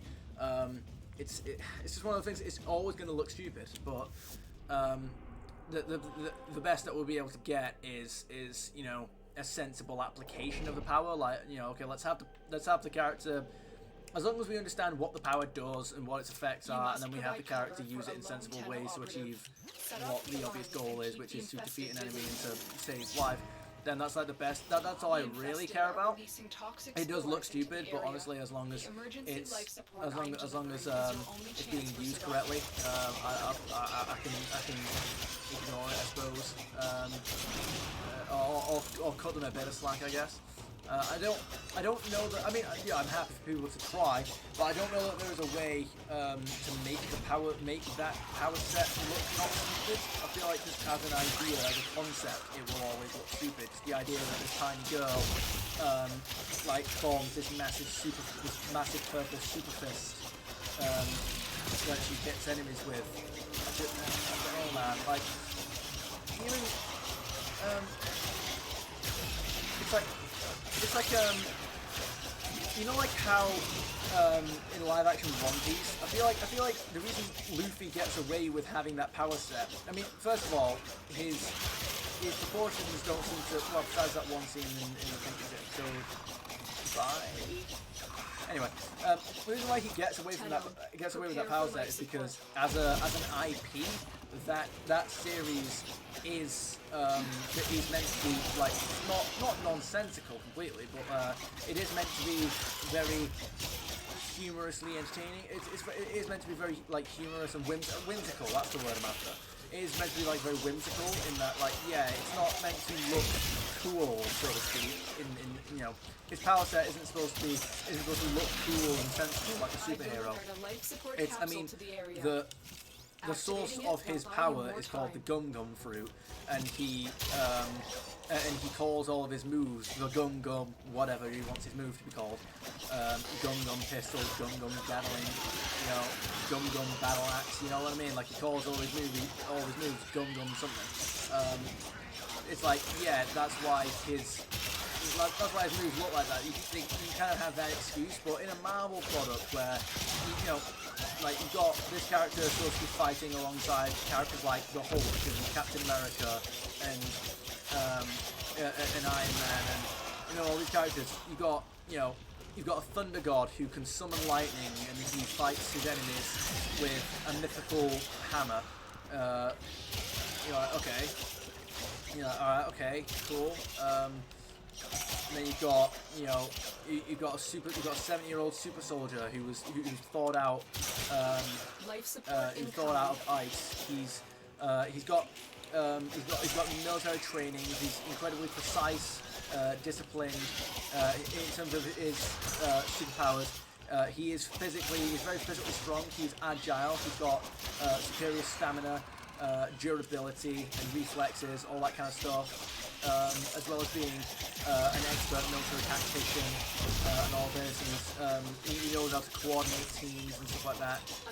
That's all well and good. And all that, he's got a vibranium shield, which is very effective at, well, it's pretty much impervious to everything. You're like, okay, cool. And then you have Iron Man. It's basically he's in a suit of armor that is essentially a weapons platform. It is a mobile weapons platform. It is a very mobile, arms to the teeth weapons platform that is able to take the force of a tank shell and then crash into the ground. That makes no sense, but that's apparently what he can do anyway. Yeah. And you're like, right, okay, cool. This all, for the most part, looks like, it looks like something I can take seriously. And then you have somebody who projects purple ghost fists. It just doesn't look right, you know. It's one of those. I don't think it will ever look right. I think you would have to like retcon her powers. It wouldn't be comic accurate, and that would rightly cause like frustration with like the few people that are fans of the comics. But that'd be the only way that you could really do it is in order to change her power set, so that instead of it being a projection of ghost fists, I'm trying to think I'm trying to think of something that we can give her that's still range-based, that's still an application of force. Like, should we have something be range-based? Because the thing is, I don't want to just give her the same power set as Captain Marvel. Those Mask, Dog Days, Ephemera review. What? Any of that? Can I get explanation on that, please? I don't know what power set we could give Kamala that would make it make sense, but it's also unique to Captain Marvel. Like, it's not one of Captain Marvel moves, is what I mean. But, you know, the whole shooting lasers from your hand thing. When you are ready, go to extraction. I'm not sure. I'd have to think about that. But aside from it looking stupid, I just have to hope that, you know, the powers are used in like interesting and creative ways. You know, like Violet's were in The Incredibles 2. I remember even seeing that from the first time. I was very much interested by like how Violet was displayed to be very quick thinking with how she used her abilities, and all like the inventive ways she got out of different situations, and she helped out in a team. That was always. I thought it was always cool that she essentially has force fields. That's like her power, but she uses it in so many creative ways. I feel like that's the best that you're gonna get with Kamala. It's always going to look stupid, but I feel like you're going to have to try and distract the viewer by having her use them in sensible yet very creative ways. And by sensible yet creative, I mean sensible and creative, not creative and maybe sensible. Like, you know, Doctor Strange. It's like, well, he has all these, you know, powers, and you're like, right, we have to come up with creative ways, and you're like, okay, but can you create them? Can you have him use the smart spells? You know, like he essentially just does anything. Like essentially made it so he can do anything. Like he's so powerful that you can. There's no way that you can say, oh, he can't do that in such and such a fight. And you're like, yeah, but you can. Like, there's no. How do you know what he can't do? He's done all this weird and strange, and that's not fun, wacky stuff. But you're like, what? Why is this a thing that you can do, and why don't you do it a different way? It's like, you know, if you can portal a weird demonic cat thing out of whatever dimension it came from, temporarily, in order to chop a car in half, why doesn't he portal it again to chop a monster in half? Or why doesn't he portal the monster into the cat's realm and have wherever the cat comes from get its kids to just, you know, feed the family for a week? You know, like it feeds the cat's kids for a day. You know, like you know, you establish that he has this power, and you're like, okay, do it again, and he just never does. It's the kind of thing that like Mola points out like every time, like in every scene. Is they establish that he can just portal. They establish that he can literally just summon an axe out of nowhere, and he just chops this massive tentacle monster through him off. Wait, no, I forget. Is it? Well, it doesn't even matter anyway if it was one Warframe that did it, because both of them can do it. We I know it. delivered a life support capsule to the Yeah, he area. can just do that. Activating it will buy you more But time. he just doesn't. Like he chops off the limb of one of them. He chops off one of its limbs with the axe, and you're like, yeah, throw another one. Like get another one. You know, it's the kind of thing. It's do the Shao Kahn thing. You know, in Mortal Kombat 9. You know, like where he just keeps summoning, he just keeps spamming the same battle, the same like hammer move all the time. Just keep doing that. Yeah, you'll probably win. It only has so many limbs. Unless you establish that it's like that guy from X-Men The Last Stand and it can just regrow all his limbs, then that would kind of explain why he doesn't bother chopping all the limbs off. You know, it's like they explain, they show that he can literally just fire swords out of nowhere and chop several of his limbs off when he likes, and you're like, cool, do it again. And you're like, oh, if he can tap into the dark dimension and he can control matter at will throughout the universe, and you're like, okay, Life support he on can the just, way. you know, like right, okay, so you know, he disassembles a bus, and he can use its pieces to either chop off its limbs or he can reform the bus around the creature, and you're like, cool, do that again, like just do it again. Just form it into like form the boss into like 10 swords and just impale the creature. And like, okay, wait, he can summon a hand around a lamppost and use that lamppost to skewer this massive beast through the Additional eye. And life you're like, support cool, has arrived. do that again with the next monster you fight. You know, it's like, you know, again, more again pointed this one out in that scene, the wedding scene where he turns the wine into he turns the water into wine, doesn't he? That's what he does. And you sat there like, and then Maul points out like, yeah, why don't you just do like someone's like blood or something like that? Like, yeah, why doesn't he just do? You give him all these outrageous powers, and you're like, cool. So why don't you just do that in a fight all the time? And so that's what I'm trying to think of. I'm trying to stay cautious of with like Kamala Khan's powers. It's like, right, well, I mean, in order to distract the viewer from the fact that the powers will always look stupid, you're going to have to create them. You're going to have to use them in sensible and creative ways. Because the thing is that, like Mauler says in the scenes of everybody walking to their destination, every action that a character takes represents like who it should ideally represent who they are as a character. So there is, despite the fact that the powers do look stupid, it does present an interesting mechanic for the writers to tell us who Kamala Khan is as a person. Like the solutions that she finds to problems using her powers. Like, how does she choose to dispatch an enemy? Does she form a saw and cut him in half, or does she punch him across the room and then encase him in a bubble? You know, does she choose to do the same thing to her family, encase them in a bubble, not saw them in half? Does she? Is her first impulse to encase everybody in a bubble and move them out of harm's way, like Green Lantern does in the Justice League animated TV show? Because that's the thing that I've been watching recently, and that's the thing that I've noticed he does all the time. Extraction is ready. For obvious reasons, because it's incredibly useful and it's established that it's something you can do.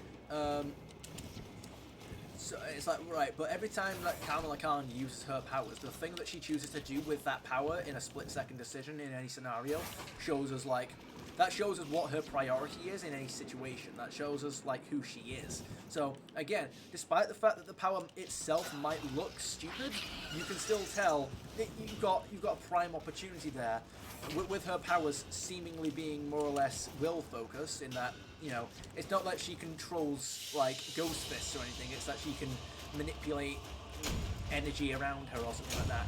There's interesting stuff that you could do there. You've got like a slam dunk mechanic with how to essentially characterize her as a person without telling us directly via her telling Captain Marvel who she is as a person.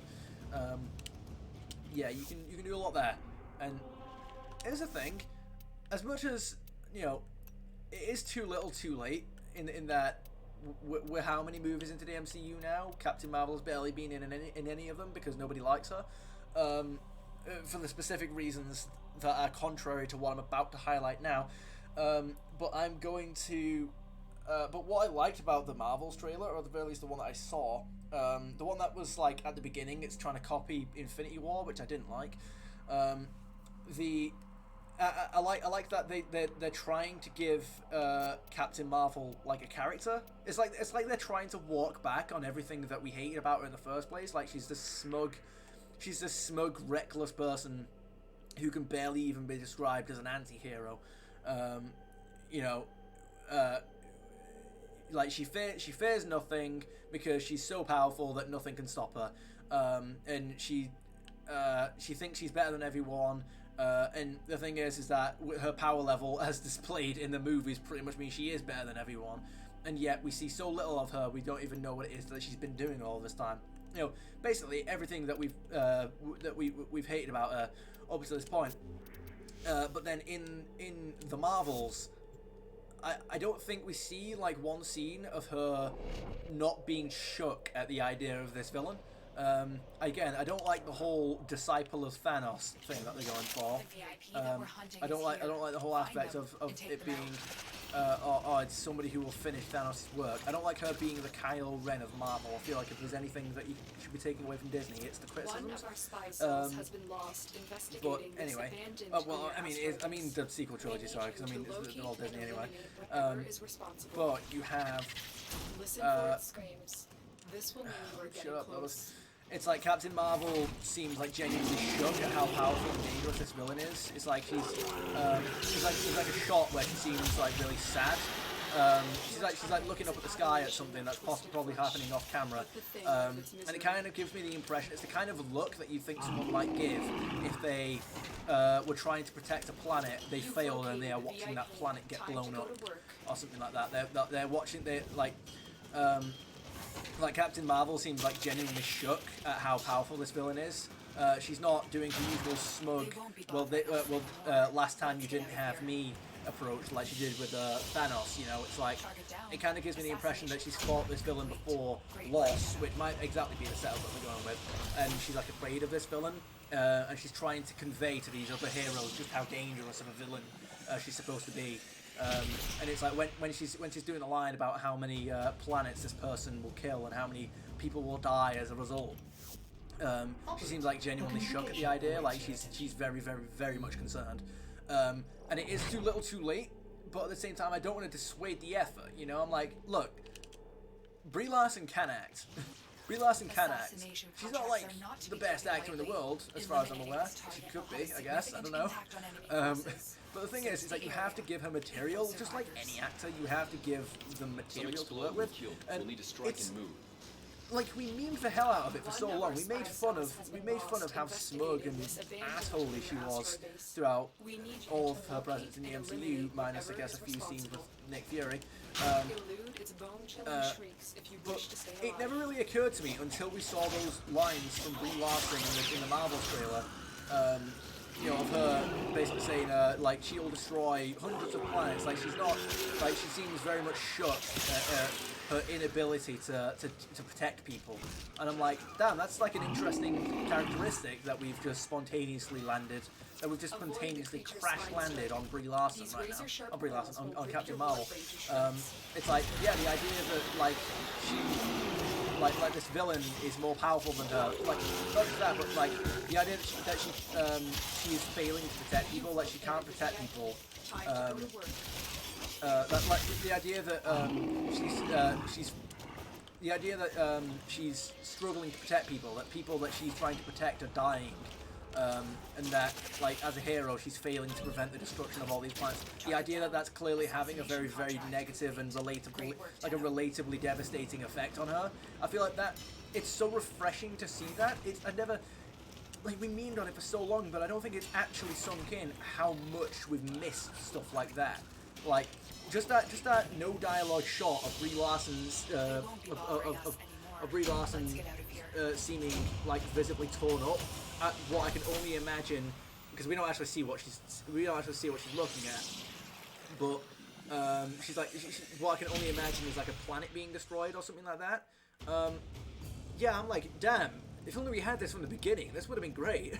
Like, yeah, she's not so powerful that she can kill everything. Inbox, operator. Like, I don't know, man. Like you get that scene of her fighting Thanos, man, and she's completely unfazed by everything. Like there's no point. It took the Infinity War. It took the Power Stone in order for her to visibly express an oh shit moment. You know, like I feel like it would have been an easy scene to just sort of remake as well, and it's pretty much left exactly the same, right? So instead of having Thanos die at the beginning of Endgame, have it so that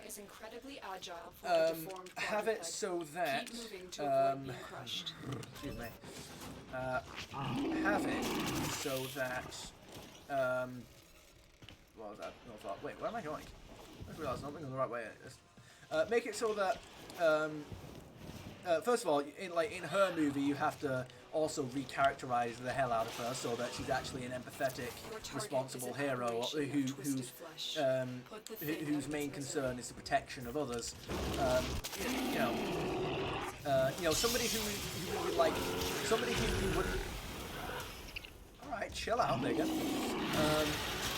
Somebody who would actually wants to possess her level of power, not somebody who does but we fear because she might kill everyone. You know,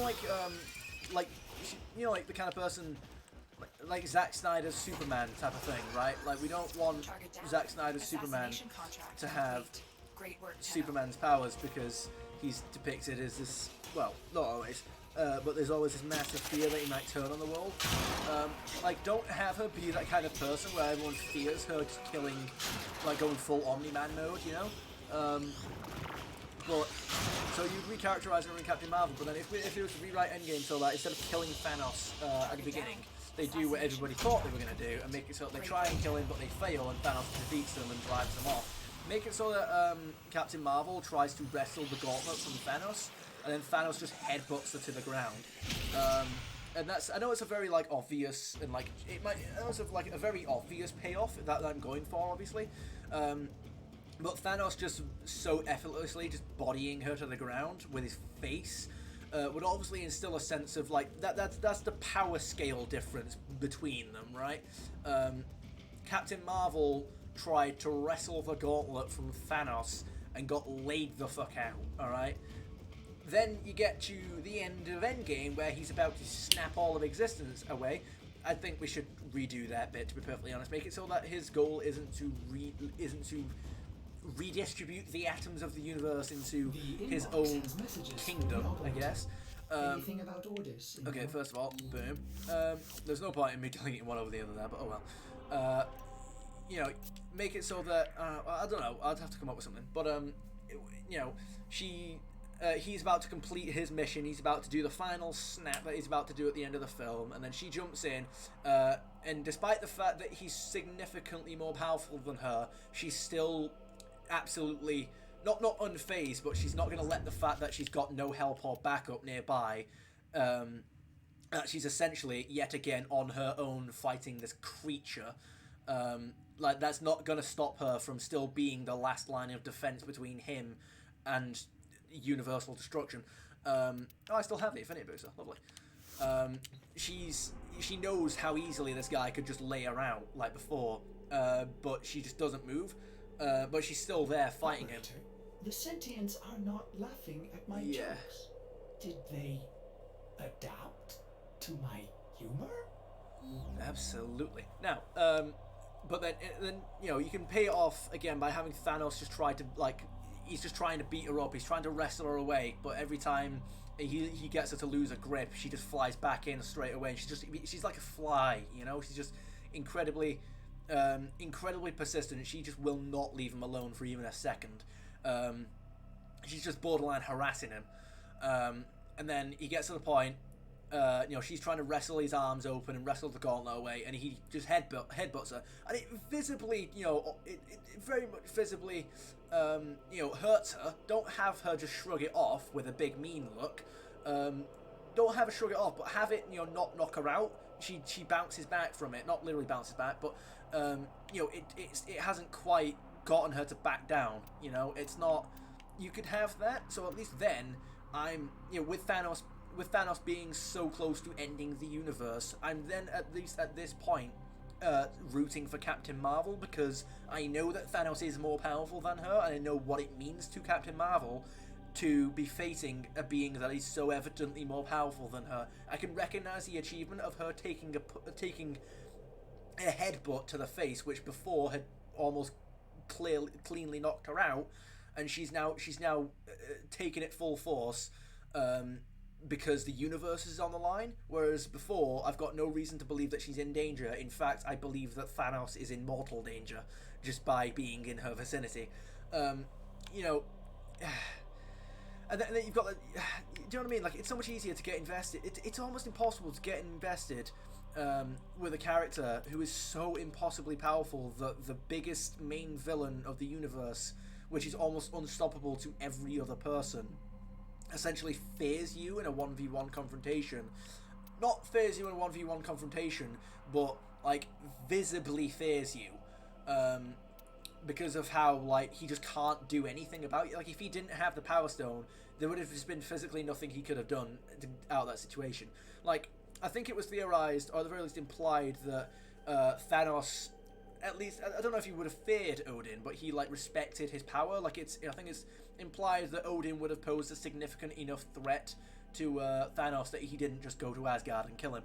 But, like, I don't think Thanos would have been, like, physically shaking in his boots if Odin had showed up. I think he would have done, like, the Iron Man. I think he would have done the thing that he did with Iron Man and Doctor Strange, and he would have invoked the conflict. He would have readily taken that fight. He might have been careful around Odin. He might have been more measured. He might have been more quiet and focused. But I don't think he would have backed down. Whereas with Captain Marvel, you see Thanos' face. He's almost bewildered at, like, what's going on. He's like, who are you and why are you so powerful? At least with Wanda's.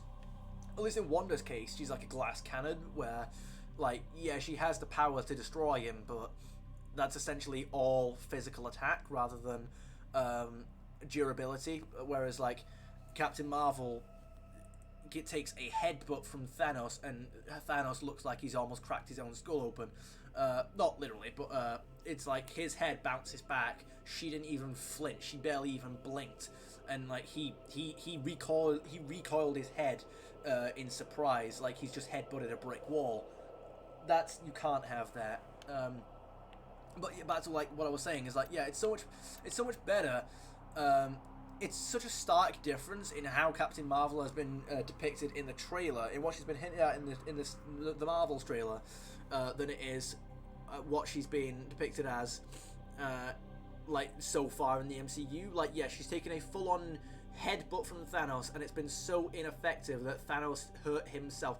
It's like Obi-Wan kicking Grievous in the shin. That's what Thanos' headbutt was.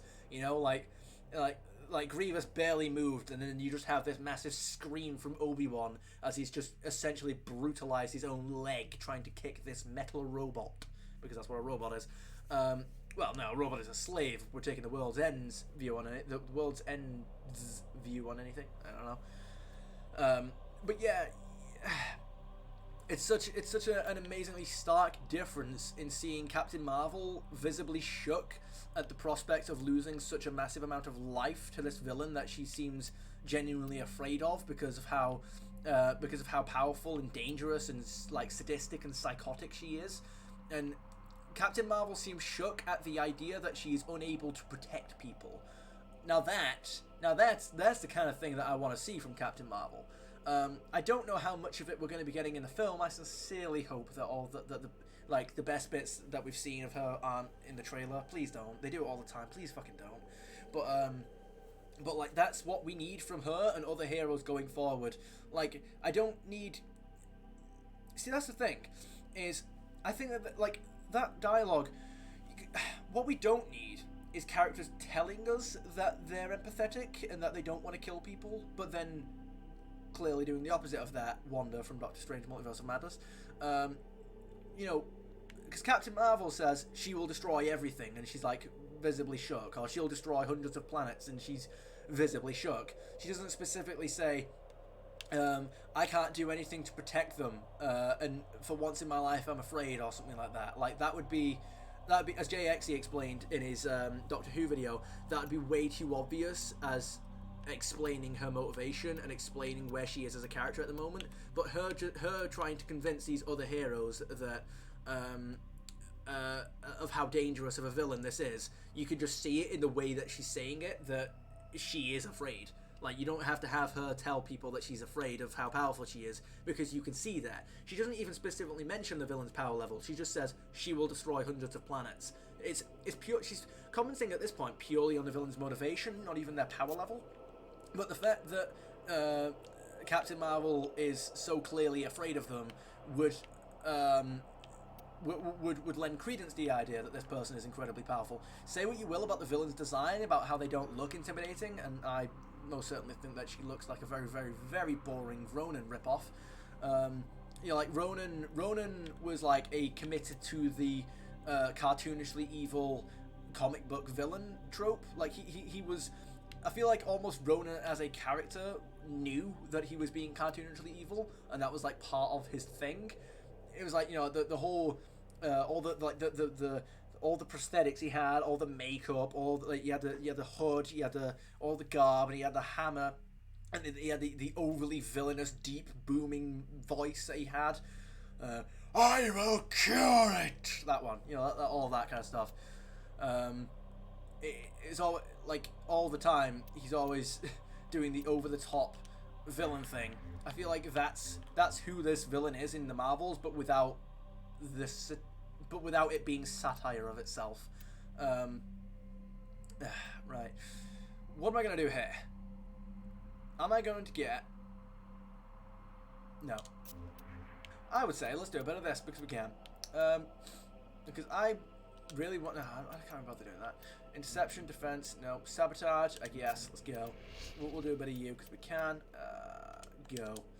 I want the Grust Drag to form. To spawn. Ow. Wait a minute. Oh wait, why am I doing this? I just realised. Excuse me. I just realised. Why don't I do the thing where I... Excuse me. Yeah. Why don't I do the thing where I... See, the thing is, I'm going back to it, but I feel like with making Captain Marvel care so much about how about her ability to protect innocent life, I feel like you could very easily make her one of the most empathetic and likable characters in Phase 4 and 5 combined. Because I mean, god damn man, we've built on a bad streak. Well, besides maybe Spider-Man, like you're not going to trump Spider-Man, but you can try. I won't dissuade you from trying. I'm happy for you to try and make better characters than what I consider to be the gold standard. Absolutely raise the bar, pretty please. I don't want things to not get better than perfection. I mean, I don't consider Spider-Man perfect, obviously, but like, just on a principle level, it'd be like, yeah, always try and raise the bar. If you think you've got it in you, absolutely. I don't want to dissuade you from trying. But, like, it's always, like, I want to side against the Grenadier for this one. Because, again, I want to see if I can get the guys to spawn. Right. Invasion. Yeah, go. It's like, we've with the exception of Spider-Man, we've been on a bit of a bad rack with our characters. I feel like if you were to really put the effort in, you could make Captain Marvel a more likable and interesting character if, like than all of the characters from Phase 4 and 5. And what would be extra? Do you know what would be extra funny? If she like directly comments on her past, on her past in her origins movie, and she'd be like, she just like, you know, like the whole thing with the Dawn and the stealing the bike and all that in the deleted scene. Well, the thing is that deleted scene canonical? That's the thing. I don't think that deleted scene is canonical. But as much as it was always funny to treat Captain Marvel, it's always like react to Captain Marvel about that and comment on how she did that. That scene is deleted, so I don't think we can actually acknowledge that scene as being canon, that it happened. Like, yeah, all she did... Well, I mean, that's the thing. Stay focused. There's a heavy unit approaching. Like, I do think it would be funny, though, if they did acknowledge the stuff that happened in her first movie, and they had a, like, comment on how little she'd grown at the time, or something like that, or they had her comment on what she did, but she, like, looked back on it almost almost regretfully. I feel like that'd be like the ace in the hole. I'd be like, okay, right, guys, we're back, we're in. But like, yeah, she looks back at her past with regret, with how callous she was with her abilities, about how quick she was to decimate an entire fleet of potentially indoctrinated soldiers, indoctrinated to believe in her cause just as much as she was and stuff like that. I see you doing that thing. There we go. I feel like the Glustrag, I feel like the assassins, the faction assassins, should have a greater chance of spawning in missions where where the Grineer are in combat with the Corpus in invasions and stuff like that, because I feel like those would be missions of significance for the Grineer. Like surely the Glustrag would be in these battles, would be, or at the very least they would be located on these planets where they'd be located on these planets where the conflict is the highest and it's the most significant, and it's also it's also the most like the conflict is at its peak. Get ready. A prosecutor is approaching. Yeah, but I need the Glustrag though.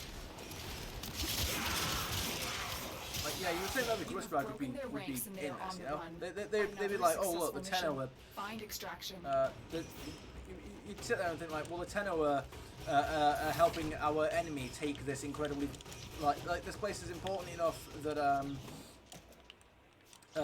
like this planet and this battle is important enough that, the Grineer are locked in combat with the... Like, this battle and this location is important enough to the Grineer that we are willing to pay the Tenno to help us beat them. And now the Tenno are working against us. Hey, let's send the Glustrag in to capture and defeat this Tenno. I'm going to hang around for just a few minutes. Let's see if these guys show up. I don't think they will at this point, but oh well. My Warframe is strong. Absolutely. Again, I feel like we need more operator dialogue in response to things that actually happen in the missions, like the assassins and stuff like that. Like imagine if your Warframe, imagine if like the Glustrag started spawning, like you know, like when your communications get disrupted and all that kind of stuff. Like imagine if your operator was just like Lotus, what's happening? Come in. Something obvious and cliche, something simple, but you know, imagine like imagine your character had like an interaction or a response to the situation around them. Very nice. There you go. Again, I don't know if are we been here for 5 minutes yet? No. I guess I'm gonna leave it for 30 seconds. But anyway, let's have a look around. How's Twitter doing?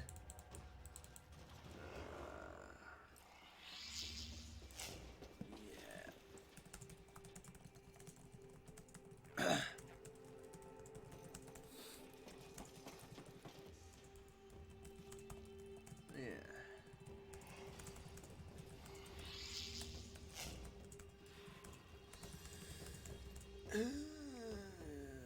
best we can hope for is that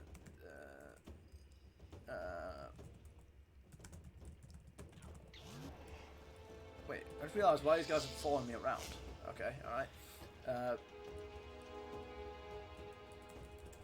They find creative and interesting ways to characterize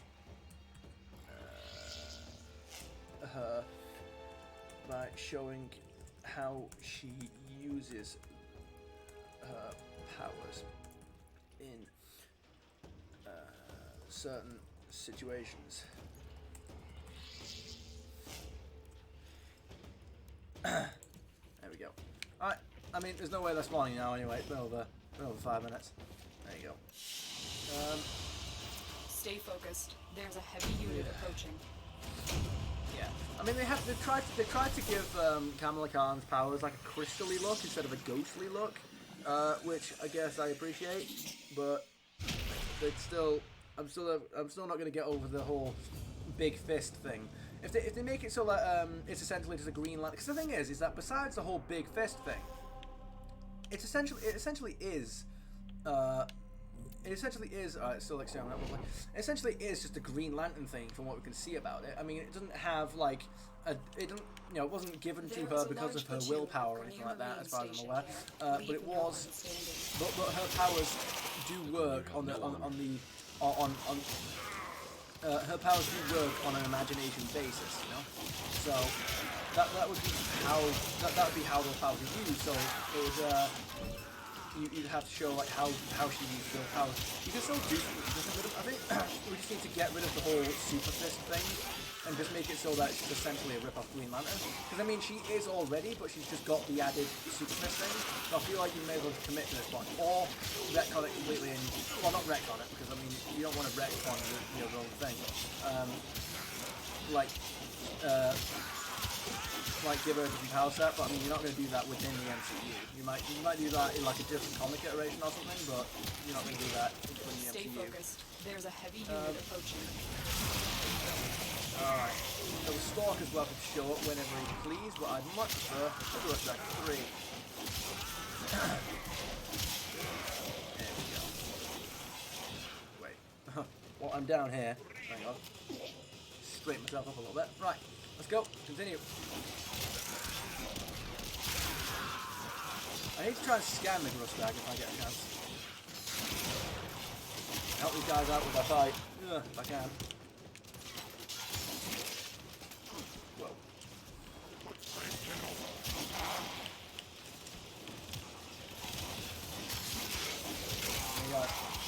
You guys move up. I'll help. I'll keep them distracted up here.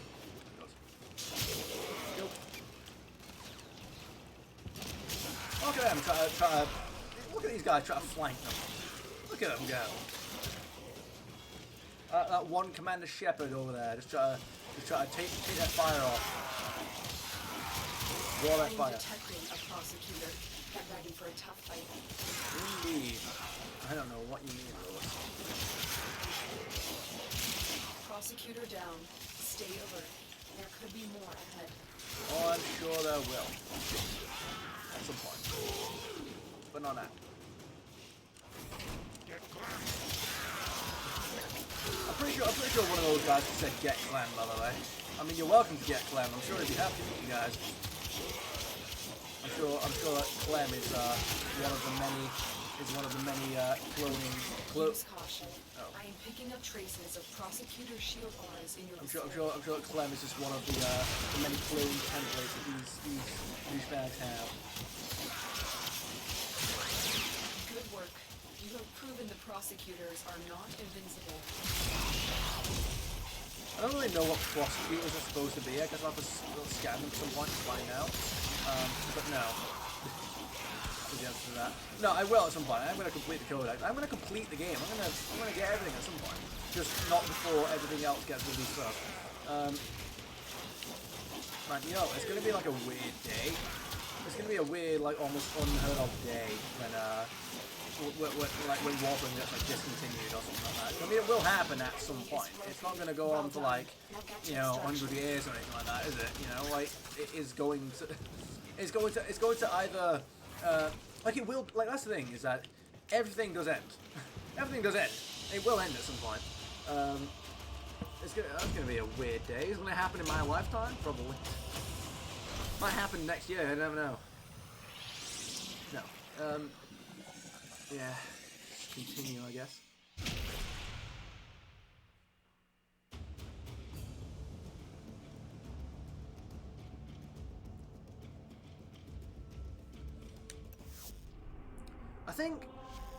I think that the best thing that they could do with Kamala Khan, with her power set, is instead of having the super fist thing, have it so that like her fist is like normal sized, but like it clearly glows, or make it so that it seems as if her fist is encased in like a crystal shell. Like have that, but like obviously have the hit be like more powerful. And I think you need to get rid of the really disproportionately sized super fist. I think that's the main one. That's the really like geeky looking, not geek, but it's a really awkward looking one. It's always gonna throw me off.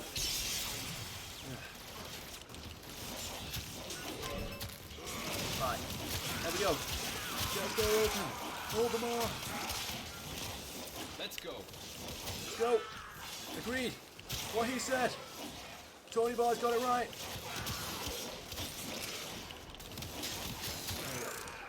Stay focused. There's a heavy unit approaching. Well, we can approach the other direction. There we go. Perfectly timed one-liner.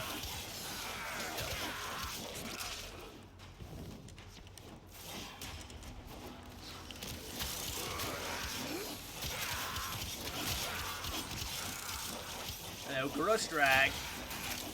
There he goes. Bring me the Grush Drag! There you go.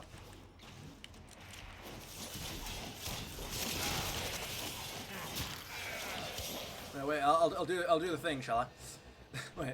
wait. Bring me the Grush Drag! There you go. Sure, why not?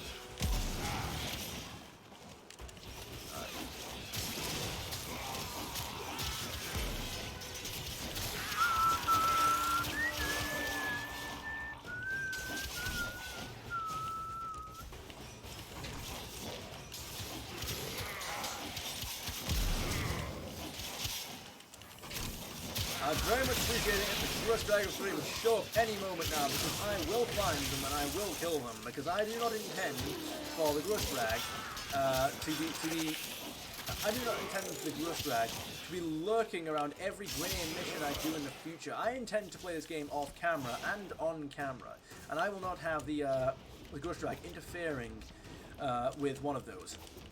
Or the other. But you are not, actually no, as a matter of fact, you are welcome to interfere in this particular kind of Warframe gaming. I've really diluted this threat, haven't I, to the point of it not meaning anything to either me, you, or the Grush Drag. You know, the Grush Drag are welcome to show up. They're welcome to show up when I play off camera, but quite frankly, after I've already killed them enough times to get all their loot. Because before that, they're going to have to... Wait. I am picking up traces of prosecutor shield auras in your vicinity. Yep. The Grush Drag 3 are either going to have to show up or rescind their mark. And it doesn't necessarily matter which one of those they choose to do, because I'm going to make sure that they do both. Good work. You have proven the prosecutors are not invincible. And good again, my lord.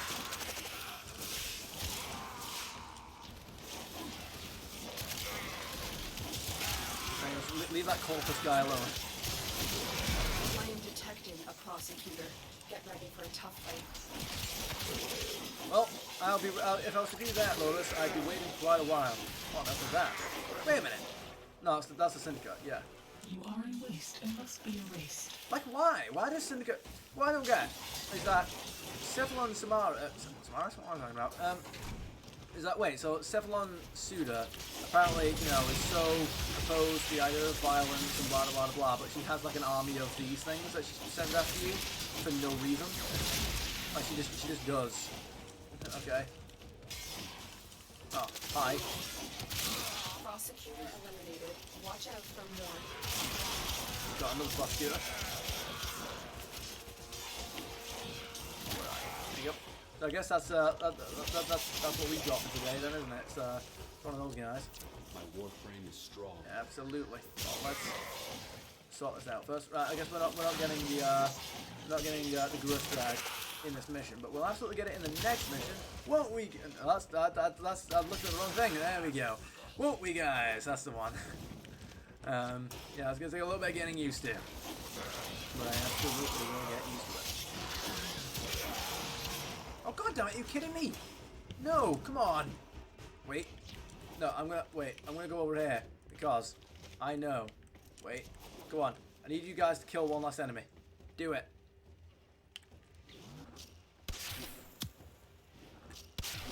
Move. Stop it. You fool. Oh god damn it! The thing's gone up again.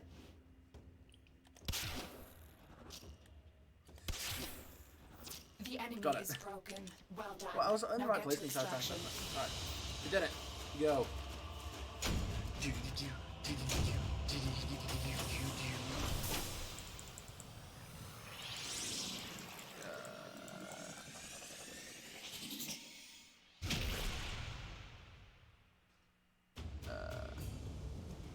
Melody Mac has posted eggs and spam.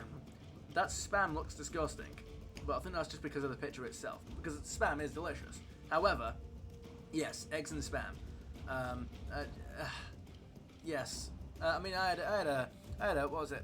You know, I usually go for a sausage, spam, and cheese muffin. I did have, what was it? Was it I think it was, it wasn't eggs and spam. It was sausage, egg, and cheese.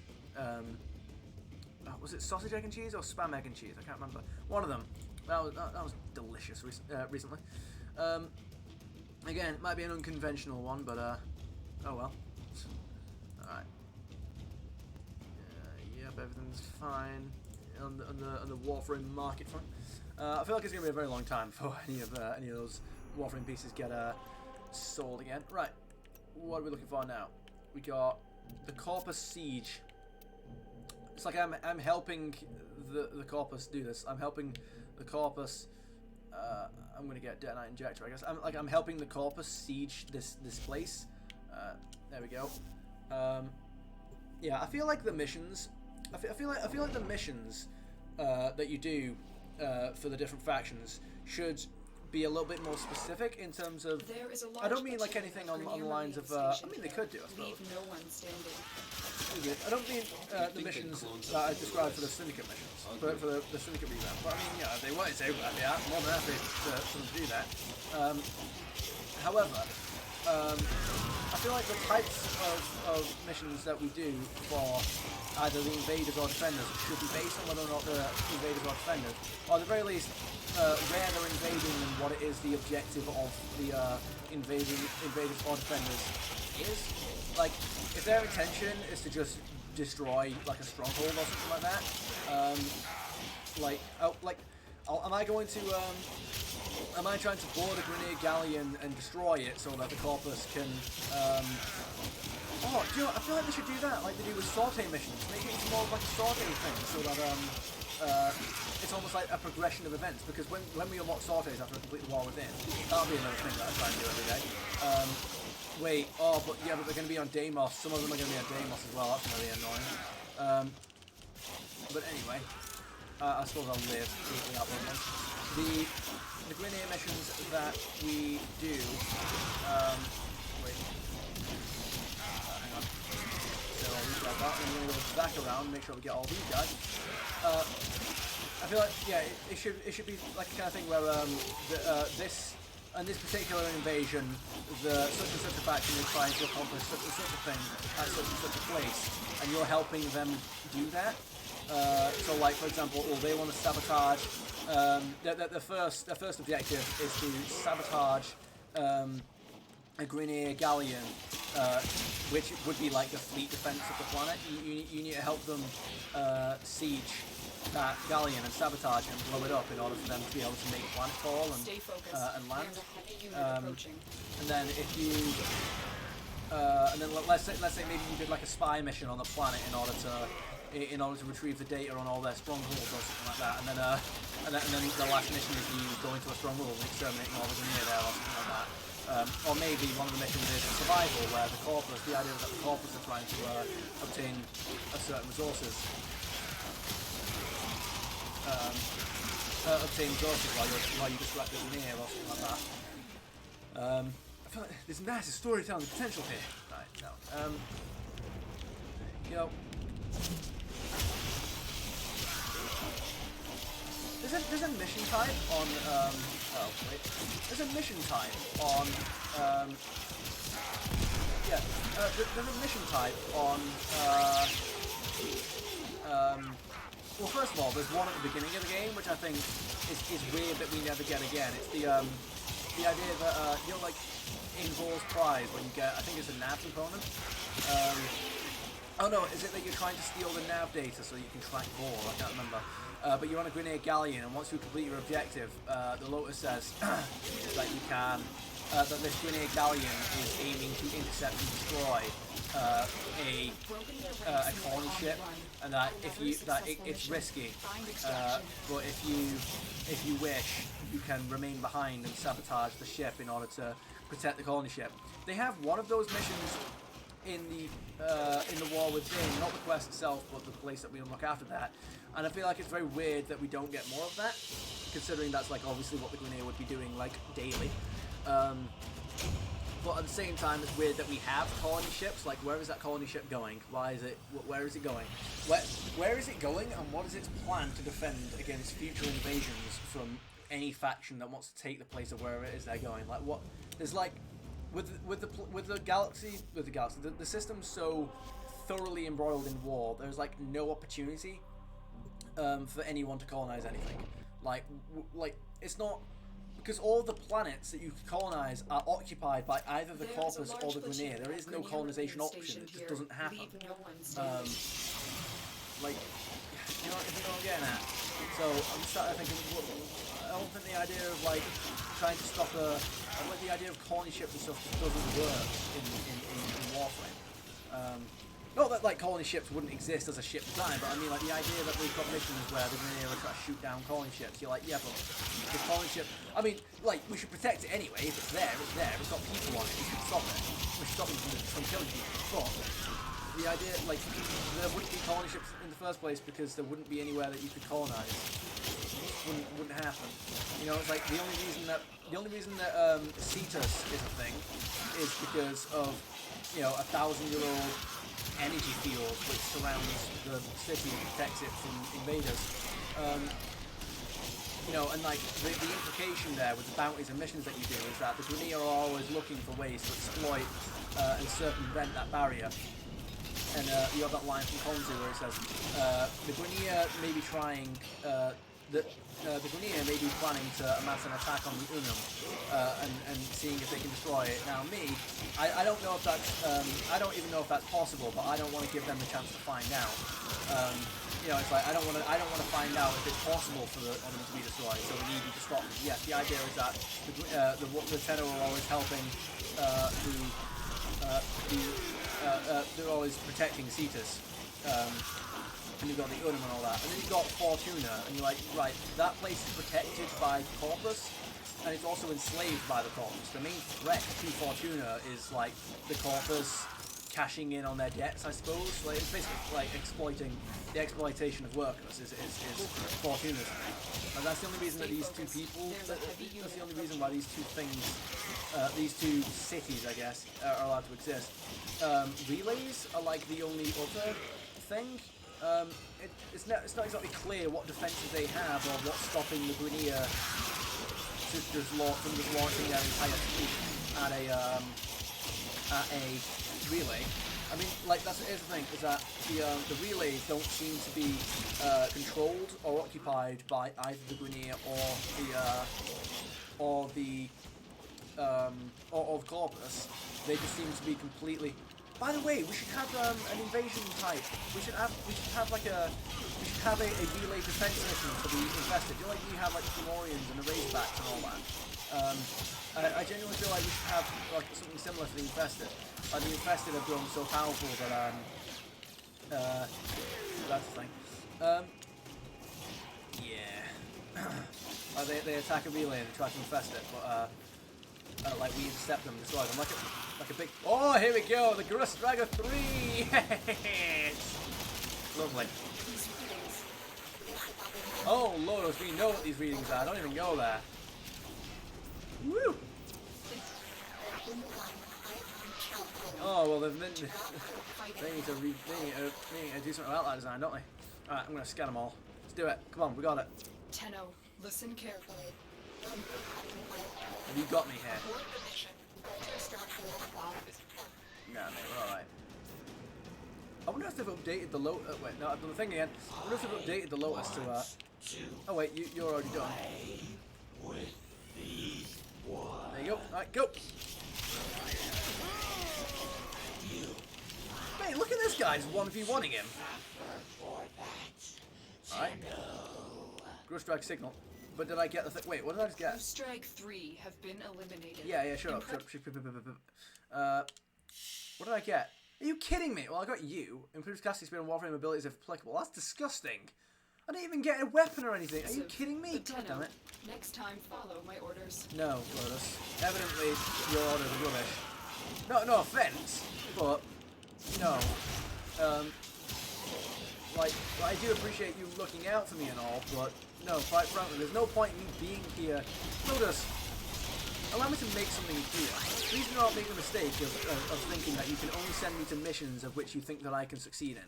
Because quite frankly, there is no point in me doing absolutely anything in the realm of being alive in this universe if I'm only going to be in situations where my survival is guaranteed, okay?